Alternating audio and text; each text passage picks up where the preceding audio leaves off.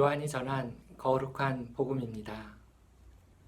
그때 예수님께서 갈릴레아 호수, 곧 티베리아스 호수 건너편으로 가셨는데 많은 군중이 그분을 따라갔다. 그분께서 병자들에게 일으키신 표징들을 보았기 때문이다. 예수님께서는 산에 오르시어 제자들과 함께 그곳에 앉으셨다. 마침 유다인들의 축제인 파스카가 가까운 때였다. 예수님께서는 눈을 드시어 많은 군중이 당신께 오는 것을 보시고 필립보에게 저 사람들이 먹을 빵을 우리가 어디에서 살 수 있겠느냐 하고 물으셨다. 이는 필립보를 시험해 보려고 하신 말씀이다. 그분께서는 당신이 하시려는 일을 이미 잘 알고 계셨다. 필립보가 예수님께 대답하였다. 저마다 조금씩이라도 받아먹게 하자면 200데나리온어치 빵으로도 충분하지 않겠습니다. 그때의 제자들 가운데 하나인 시몬 베드로와 동생 안드레아가 예수님께 말하였다. 여기 보리빵 5개와 물고기 2마리를 가진 아이가 있습니다만 저렇게 많은 사람에게 이것이 무슨 소용이 있겠습니까? 그러자 예수님께서 사람들을 자리 잡게 하여라 하고 이르셨다. 그곳에는 풀이 많았다. 그리하여 사람들이 자리를 잡았는데 장정만도 그 수가 5,000명쯤 되었다. 예수님께서는 빵을 손에 들고 감사를 드리신 다음 자리를 잡은 이들에게 나누어 주셨다. 물고기도 그렇게 하시어 사람들이 원하는 대로 주셨다. 그들이 배불리 먹은 다음에 예수님께서는 제자들에게 버려지는 것이 없도록 남은 조각을 모아라 하고 말씀하셨다. 그래서 그들이 모았더니 사람들이 보리빵 5개를 먹고 남긴 조각으로 12광주리가 가득 찼다. 사람들은 예수님께서 일으키신 표징을 보고 이분은 정말 세상에 오시기로 되어 있는 그 예언자이시다 하고 말하였다. 예수님께서는 그들이 와서 당신을 억지로 모셔다가 임금으로 삼으려 한다는 것을 아시고 혼자서 다시 산으로 올라가셨다. 주님의 말씀입니다. 안녕하십니까? 나가사키에서 사도직을 하고 있는 예수의 김형욱 도미니코 사비오 신부입니다. 어느 날 수도원 공동체 미사를 마치고 막 아침 식사를 하는 중에 현관 벨이 울렸습니다. 꼭두 새벽부터 누구일까 싶어 문을 열고 나가보았더니 훅 하고 오줌 지린내가 먼저 제 코를 자극해 왔습니다. 문 밖에는 왜소하고 남루한 옷을 걸친 노숙자 한 명이 서 있었습니다. 가끔씩 수도원 공동체를 찾아와 먹을 것을 구걸한다는 이야기를 듣긴 했는데 그 아침 저는 처음 그 사람과 마주한 것입니다. 공동체 할아버지 신부님들이 그 노숙자에게 했던 대로 저는 얼른 치즈와 햄을 넣은 샌드위치를 만들어 선물로 들어온 캔 음료수와 사과 1개를 비닐봉투에 넣어 맛있게 드세요 라는 말과 함께 미안해하는 그 일을 배웅했습니다. 그렇게 멀어져가는 그이의 뒷모습을 보면서 저도 괜히 뿌듯해지는 것이 사제로서 또 신앙인으로서 제대로 한 건 했다는 기분이 들었습니다. 그런데 다음 날에도 같은 시간쯤에 벨이 울렸습니다. 예상대로 치치씨가 비를 쫄딱 맞은 모습으로 문 밖에 서 있었습니다. 밤사이 내린 비로 찌린내가 더 한층 짙어진 건 덤이었습니다. 그날도 저는 천주교 사제답게 어제와 같은 샌드위치를 만들어 드렸고 캔 음료가 없었기에 사과 하나를 봉지에 넣어 배용을 했더랬습니다. 그렇지만 전날과 달랐던 점은 맛있게 드세요 라는 생기 가득한 인사말 대신에 조금은 톤이 낮아진 배용이었다는 것입니다. 그런데 문제는 그 다음 날이었습니다. 세상에, 여러분이 예상하시는 대로 치치씨는 사흘 연속 수도원 벨을 눌렀고 벌써 풍겨오는 지린내에 마음이 불편해진 손은 샌드위치도 대충, 바나나도 대충, 포장도 대충 해서 투명하게 봉지를 내밀었습니다.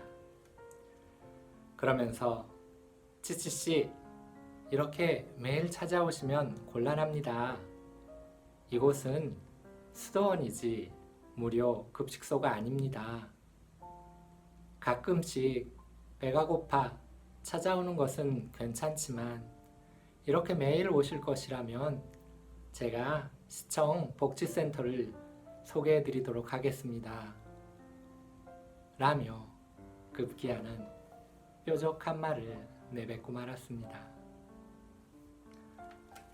저의 퉁명함에 스미마생 어쩔 줄 몰라 하며 봉지를 건네받는 치치씨의 모습에 저는 괜스레 더 마음이 불편해졌습니다. 아마도 그 순간 제 선행의 유효 횟수가 단지 사흘? 아니죠. 실제로는 첫날 단 하루에 불과했다는 것을 깨달았기 때문입니다. 실제로 치치씨가 찾아온 이튿날부터 어제도 왔고 오늘도 왔는데 내일 또 오면 어쩌나 하는 걱정을 하기 시작했기 때문입니다. 제 이런 약함을 신자분들에게 나누었을 때 나이 지긋한 어르신 신자분 한 분이 한마디 건네주십니다.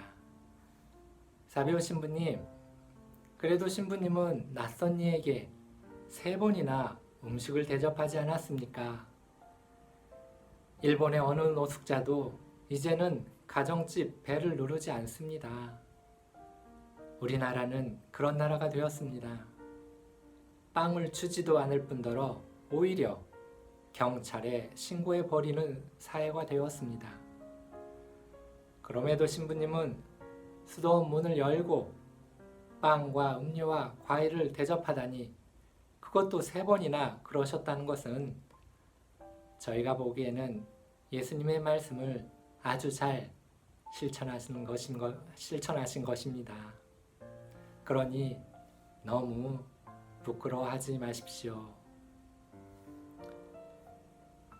오늘 복을 말씀에서 예수님은 티비리아 호수 건너편으로 가셨는데도 불구하고 역시나 많은 군중들이 그분을 따라 나섭니다. 군중들은 어제도 따라다녔고 오늘도 따라다녔고 오늘 예수님을 놓칠까 싶어 허둥지둥 예수님의 앞서 가 있습니다. 어제도 그분은 그이들에게 먹을 것을 주셨고 또 오늘도 장정만 해도 5,000명이나 먹이셨습니다. 아마도 내일 역시 예수님께서는 그이들을 먹이실 것입니다.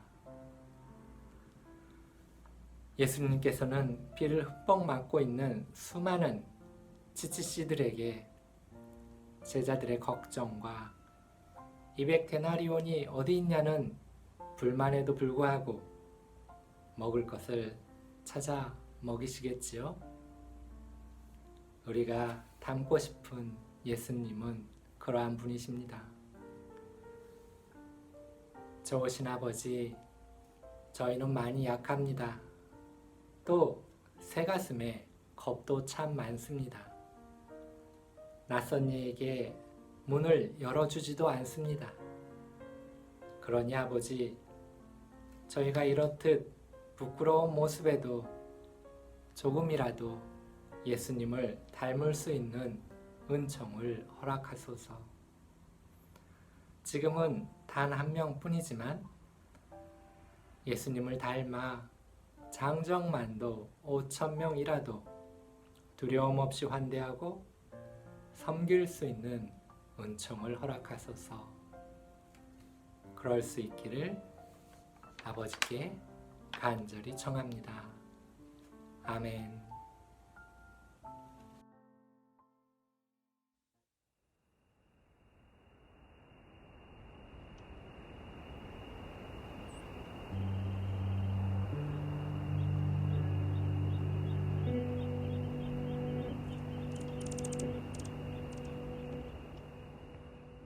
말레사 영성의 집은 고요와 자연 안에서 삶의 매듭을 푸는 자리입니다. 산으로 둘러싸인 450고지에는 가슴을 놀라게 하는 고요가 있습니다.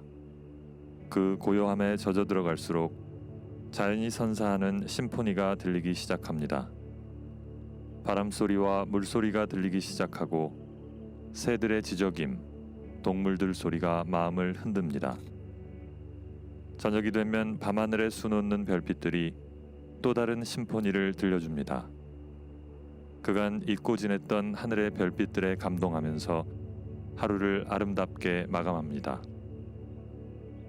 이런 환경에서 삶의 매듭이 어디에서 시작되었는지 숙고할 수 있는 쉼의 공간으로 여러분을 초대합니다. 말레사 영성의 집에서는 다음과 같은 프로그램에 참여하실 수 있습니다. 미사, 고백성사, 상담을 하실 수 있고 원하시는 분들은 3일, 8일 혹은 30일 동안 진행되는 영신수련 피정을 받으실 수 있습니다. 원하시는 분들은 농사일을 함께 하실 수도 있고 이 밖에도 오시는 분들이 원하는 대로 시간을 보낼 수 있습니다. 혹은 원하는 프로그램을 제공할 수도 있습니다. 장소 사용료는 따로 받지 않습니다. 말레사 영성의 집은 머물다 가시는 분들의 자발적인 후원금으로 운영됩니다. 재병영 신부님의 연락처는 010-8025-3132번입니다.